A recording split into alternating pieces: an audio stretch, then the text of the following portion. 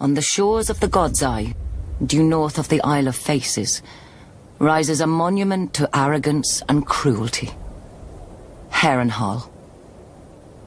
For a people who prided themselves on their ships, the Iron Men of old seized any chance to leave them, and carved out a vast kingdom from the peaceful river lords. Their empire reached its zenith under King Harrenhal, called the Black by those he terrorized, and by his own men, though they meant it proudly. King Harren enslaved the Riverlands to raise the mightiest fortress Westeros had ever seen. A castle that could garrison 1 million men, with walls so vast that winters would come and go, and besieging armies grow old and grey before the castle fell.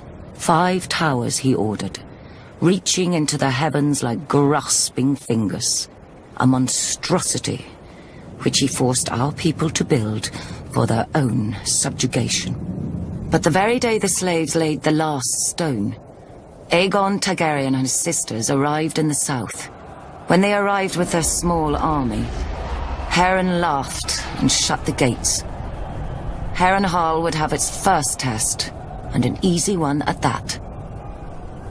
It failed. Harrenhal could have withstood an assault from all the armies in Westeros combined. But Harren learned that the tallest and thickest walls meant little to dragons, for dragons fly. With Harren and his sons dead, Harrenhal quickly surrendered to Aegon. House Tully then raised the River Lords in rebellion against the Iron Islands, and with Aegon we flushed the Iron Men to the sea.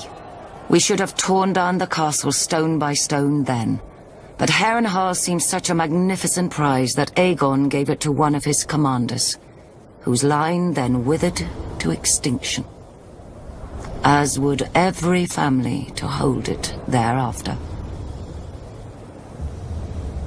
When many speak of Harrenhal, their voices drop to whispers about Mad Lady Lothson, who was said to send a giant bat to collect children for her crockpots, and to bathe in blood and serve feasts of human flesh.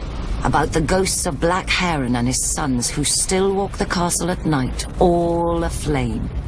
Of the servants who went to bed in full health, and were found in the morning, burnt to ash.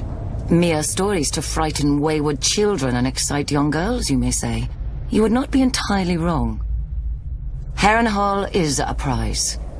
A nigh impregnable castle with enough land and enough income to make a man, at a stroke, one of the greatest lords in Westeros.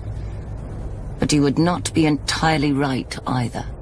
Say by a king's grace, Harrenhal became yours. Now you must garrison it. You must repair it and maintain it. Even stretched to the ends of your means, you cannot fill and manage the whole castle.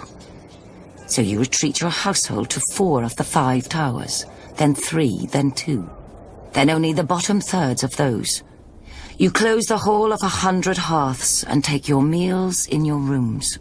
Even then you can't shake the feeling of desolation, that Harrenhal and its vastness is devouring you. In later years, as you bury a grandson or a great-grandson, the last of your line, you will know it has.